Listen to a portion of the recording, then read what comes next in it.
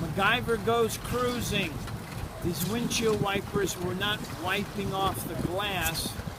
We found some kind of kid's toy aboard the boat that was a styrofoam tube, like a noodle from a swimming pool. And we had to cut it up a little bit to make the middle of the wiper blade wipe the glass. And I know it looks a little silly, but at the same time, looking is what we're interested in, so we can now see what's going on.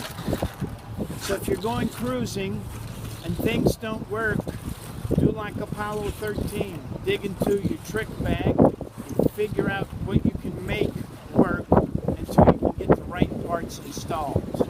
So once again, let's look at the windshield on this nice big boat with these silly little styrofoam wedges jammed into the windshield wipers.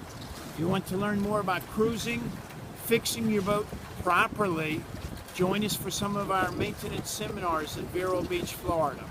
To learn more, ask Captain Chris.